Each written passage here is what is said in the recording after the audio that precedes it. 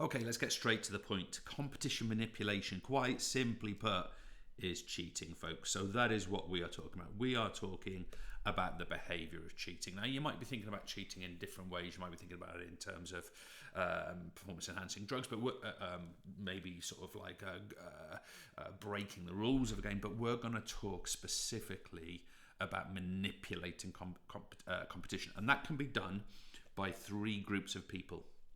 So group one are our performers. So performers can manipulate competitions, and we'll come back to that in a second. Secondly, we can have coaches. I guess that goes into managers, all kinds of different sort of concepts of a coach. And the third one is by officials. So when competition manipulation is done, it's done by one of these three groups. So what we're going to do is we're going to sort of have a look at those or have a look at the different forms of competition manipulation and how they might apply to those different groupings. So let me just drag you down here and I'll put it in some kind of green color. What are the forms? What are the different forms of, and I'll call it CM, competition manipulation. What are they and what are we talking about here? Well, the first one I want to bring to you, let me choose a different color. The first one I want to bring to your attention is that of betting. Okay, now betting in itself is not an illegal activity, assuming one is an adult, assuming that one is permitted to bet and doing so in a legal fashion. But what we're talking about here is what you might call kind of betting as a form of cheating. So first of all, we would describe this as a form of deviance. So betting, first of all, is a form of deviance.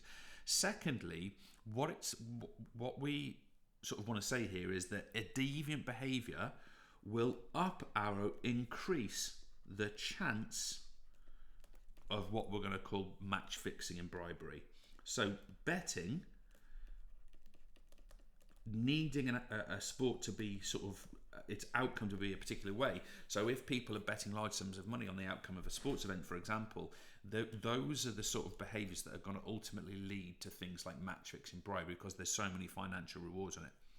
We've also got an issue in the sense that players, let's think about footballers or jockeys or whatever, we could be talking here about players developing gambling problems. Okay, so gambling itself is to be questioned with regard to sport performers. We can also say it can lead to addiction. Okay, so these are potential issues for people, and we're talking about sports performers, but they could obviously relate to anyone in society. If we just go a little bit further here, I also want to stress here that what we've got a huge volume of adverts. So we've got a huge volume of adverts. Go and try and watch a football match over the next week on the TV and you will be bombarded with gambling messages. It happens all the time. And also think about those gambling companies as sponsors. They are sponsoring a great deal. The other thing we can say about betting is that it's broadly now done online. There are exceptions, of course, but that online access gives lots of versatility. In other words, it becomes far more convenient. So one can gamble when one is at a match, prior to a match, during a match. That can all be done.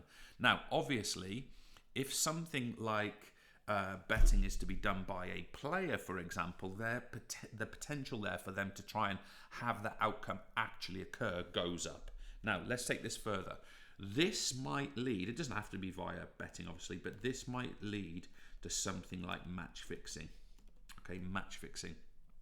First of all, match fixing is a form of cheating. And the essence of it is when someone takes payment, it's when someone takes payment to fix the outcome. And obviously we're talking about of a sporting contest here. So the outcome is fixed by, let's say, a referee who makes decisions in a certain direction, a player who plays up or down in order to get the right outcome they want. And the point I want to make is notice the potential combination of these factors. Betting and match fixing generally are linked. Now, not always the case, but where there's been large sums of money gambled, that can obviously lead to pressure, and a pressure being applied to different people who might match fix, and that might be how this comes out. We've also got the idea of what we might call insider information. Now, this has been not uncommon in sport in the last 50 years, and the idea here is that we're not talking so much about the outcome of a match and that being fixed, but someone who's on the inside, let's say a coach, let's say a player, they can give information out to people who can gamble, let's say, on team selection. You can gamble on who's in the team. You could gamble, if it was cricket, on who's bowling first.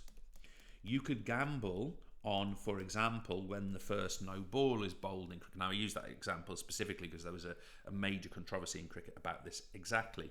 You could also gamble about playing orders. Imagine having an insider in, I don't know, by the way, to my knowledge, this has never happened, but in the Wimbledon tennis tournament, and you know that for the following day before the event is put, for the playing order is published, you know that Murray or Sabalenka or whoever's going to be playing first on centre court. Obviously, you could gamble on this and make money out of it. And also, you can also receive insider information about injuries. Of course, if performers are injured, it means that their tendency, or the team's tendency to win, might change. Therefore, that kind of information can be bought. And the final one I want to talk about here is what we call tanking. Tanking, what we mean by this is when someone deliberately loses. Okay, so think about a tennis player, a badminton player just constantly hitting into the net or missing the court. That would be, if that was deliberate, that would be called tanking. It's actually easier than winning. If you think about it, losing is broadly in your control. Winning isn't, because the other person can obviously play better. And also, it's quite easy to hide this, and maybe not as easy as one would think, but it can be hidden as well.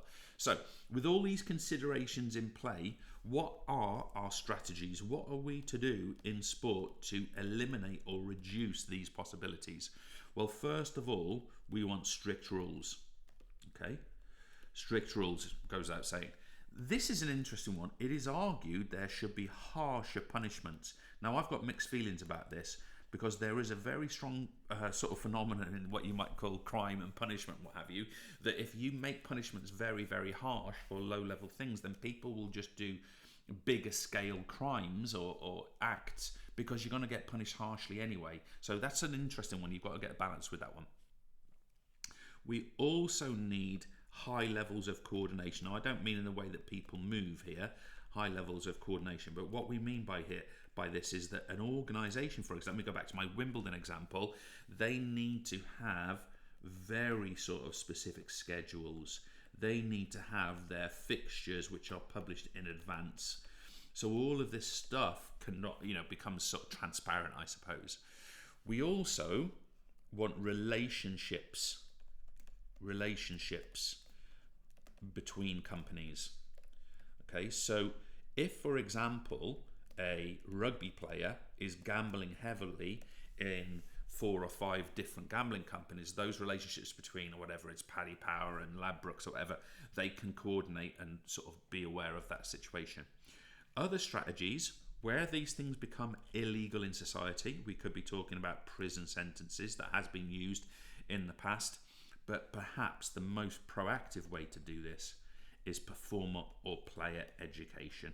Make sure that people moving into elite sport, those being also officials and coaches, have the right guidance and support to avoid these behaviours in the first place. Cheers.